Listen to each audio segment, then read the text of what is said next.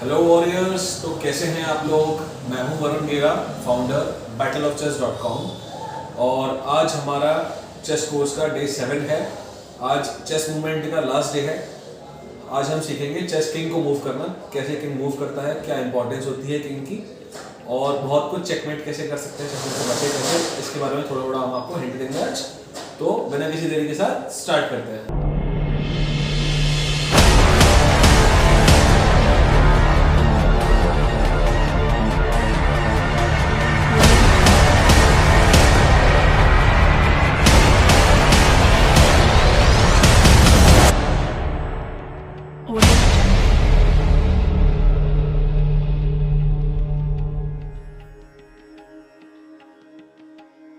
तो दोस्तों ये है चेस किंग। आप देख सकते हैं अच्छे से, इस तरीके का हमारा किंग होता है, राजा। ये सबसे इम्पोर्टेंट पीस है, सबसे पावरफुल पीस चेस क्वीन होती है, और सबसे इम्पोर्टेंट पीस जो होता है वो चेस का किंग होता है, राजा। यानी कि अगर वाइट की जो किंग है और वाइट की जो आर्मी है वो मिलके ब्लैक के किंग को चेकमेट कर देती है तो ब्लैक हार जाता है।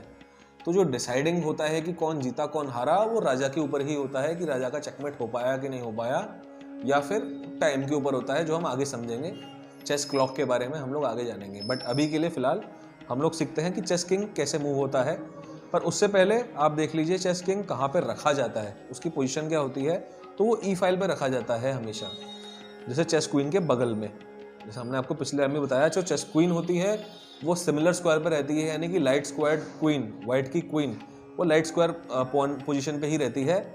उसके अपोजिट जो किंग होता है वो अपोजिट रहता है, यानी कि लाइट कलर का जो किंग है, यानी कि व्हाइट कलर का जो किंग है वो डार्क स्क्वायर पे रहता है। सिमिलर आप देख सकते हैं ब्लैक में भी वो लाइट स्क्वायर पे रखा।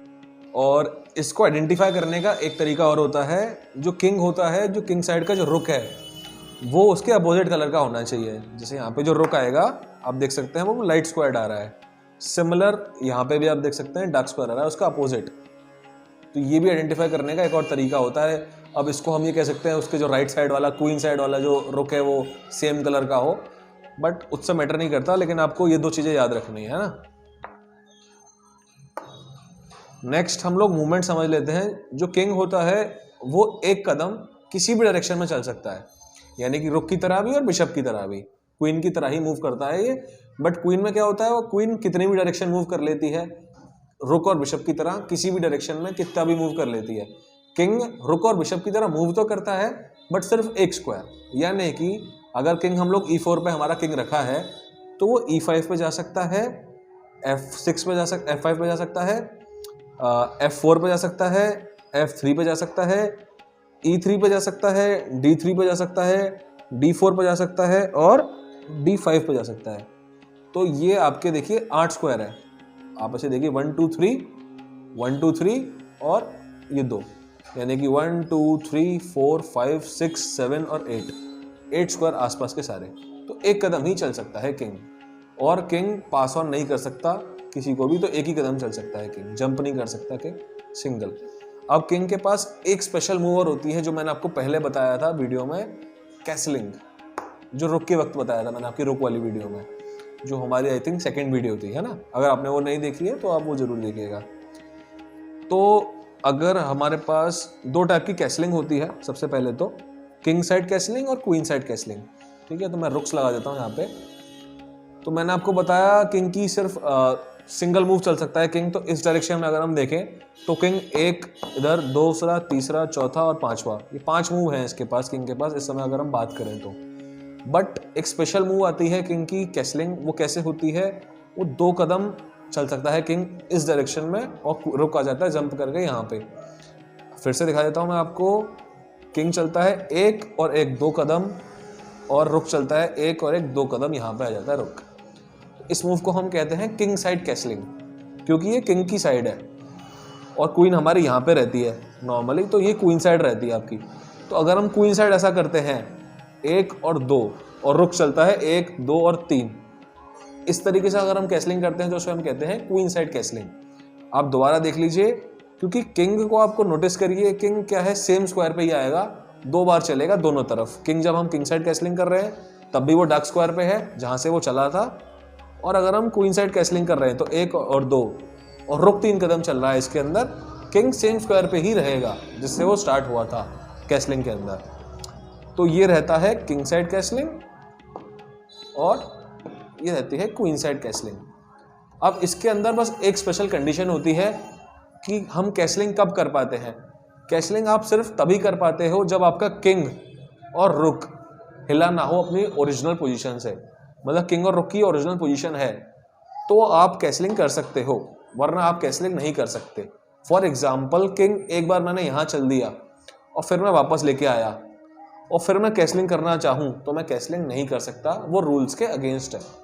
सेम विद अस रुक, मैं रुक यहाँ पे आ गया पहले मेरा, फिर मैं वापस लेके अब मैं चाहूँगा कैसलिंग कर लूँ तो मैं नहीं कर सकता, ये प्रोहिबिटेड है ना, रॉन्ग है ये। तो कैसलिंग तभी हो सकती है जब आपका किंग और रुक जिस साइड के रुक से, अगर आप किंग साइड करना चाह रहे हैं तो किंग साइड का रुक और किंग मूव नहीं करेगा, और क्वीन साइड की बात करें तो क्वीन साइड वाला रुक और किंग मूव नहीं करा होना चाहिए इससे पहले। उसको चेक लग सकती है। अब लोगों को डाउट होता है कि अगर चेक लग गई तो हम कैसलिंग नहीं कर सकते। ऐसा नहीं होता। अगर आपने चेक खा के अगर आपने किंग मूव कर लिया तो आप कैसलिंग नहीं कर पाओगे, बट अगर आपने उस चेक को ब्लॉक कर दिया या उस चेक से बच गए उसके बाद आप कैसलिंग कर सकते हो, है ना। तो ये एक कंडीशन होती है, आपको अपने दिमाग में रखनी है। एक लास्ट चीज और जो मैं आपको बताऊंगा कैसलिंग के बारे में ही, कि कैसलिंग के वक्त जो आपके किंग के स्क्वायर्स होते हैं वो ब्लॉक नहीं होने चाहिए। यानी कि फॉर एग्जांपल अगर हमारा बिशप यहाँ पर है तो हम कैसलिंग नहीं कर सकते। अगर ब्लैक का बिशप यहाँ पर है या फिर हम बोलते हैं वाइट का बिशप यहाँ पर है तो ब्लैक जो है क्वीन साइड कैसलिंग नहीं कर पाएगा। क्यों? क्योंकि क्वीन चलेगा एक और एक 2 कदम यहाँ पे और रुक आएगा यहाँ पे। लेकिन जब किंग यहाँ पे चल रहा है जो कि C8 का स्क्वायर है हमारा, वो अटैक्ड है हमारे G4 के बिशप से, तो ये रूल्स के अगेंस्ट है। जब किंग वहाँ पे पहुँचा है कैसल स्क्वायर पे तो वो चेक के अंडर नहीं होना चाहिए। यहाँ पे उसको चेक लग रही है, चाहे वो बिशप के थ्रू लगे या नाइट के थ्रू लगे या किंग क्वीन के थ्रू लगे या रुक के थ्रू लगे, उससे मतलब नहीं है। जो हमारा स्क्वायर है ये वाला C8 वाला और D8 वाला भी इवन, मतलब किंग जो 2 कदम चलता है उन दोनों पे अटैक नहीं होना चाहिए किसी भी पीस का। जैसे फॉर एग्जांपल मैं आपको दूं कि नाइट यहाँ पे लगा हुआ है और बिशप नहीं है फॉर एग्जांपल, तब भी किंग जो है वो कैसलिंग नहीं कर सकता क्योंकि ये स्क्वायर इसका जो रुका हुआ है। क्योंकि किंग को अगर 2 कदम चलना है तो वो जाएगा तो ऐसे और ऐसे ही, वो जंप करके नहीं जा सकता, है ना। तो इसीलिए आपको ये देखना पड़ेगा कि जो बीच में आपके कैसल के स्क्वायर्स हैं वो आपके अटैक ना हो। फॉर एग्जाम्पल यहाँ पे भी जैसे आप देखोगे किंग कैसल नहीं कर सकता वाइट का भी, क्योंकि ब्लैक का जो ये स्क्वायर अटैक पे है। तो ये 2 चीज़ें आपको ध्यान में रखनी पड़ेगी कैसलिंग के लिए, कि किंग आपका और रुक आपका मूव ना हो जिस साइड का आपका कैसल करनी है, जिस साइड आपको। और सेकंड चीज कि आपका जो कैसल के बीच में जो स्क्वायर्स हैं किंग के, जहाँ पे किंग जा रहा है वो अटैक में ना हो अपोनेंट के किसी भी पीस के थ्रू, है ना। वो स्क्वायर अटैक में नहीं होने चाहिए, वरना आप कैसलिंग नहीं कर पाओगे। ये थी आपकी चेस की मूवमेंट किंग की, है ना। तो आई होप आपको समझ आई हो और अच्छी लगी हो आपको वीडियो। तो दोस्तों इसी के साथ चेस किंग की मूवमेंट ख़त्म होती है। तो ये हमारा लास्ट चेस पीस था, हमने समझ लिया इसको कैसे मूव करता है। ये 1 मूवमेंट करता है, सिर्फ 1 चाल चल सकता है किसी भी डायरेक्शन में। और किंग जो है हमारा वैल्यूलेस है, इन्फिनिट वैल्यू है इसकी। बेसिकली सबसे स्ट्रॉन्गेस्ट पीस जो है वो क्वीन होती है और सबसे इंपॉर्टेंट पीस जो होता है अगेन वो हमारा किंग होता है। तो इसको प्रोटेक्ट करना हमारी जिम्मेदारी है। अगर हमारा किंग चेकमेट हो जाता है तो हम हार जाते हैं। सबसे इंपॉर्टेंट पीस है ये, है ना। इसको आपको अच्छे से डिफेंस करना पड़ेगा, जिसका तरीका मैं आपको आगे बताऊंगा, और कैसे अपोनेंट के किंग को चेकमेट करना है उसका भी। आज के लिए इतना ही। आई होप आपको ये वीडियो अच्छी लगी हो, और इस वीडियो को लाइक कर दीजिएगा, चैनल को सब्सक्राइब कर लीजिए अगर आपने अब तक नहीं किया है।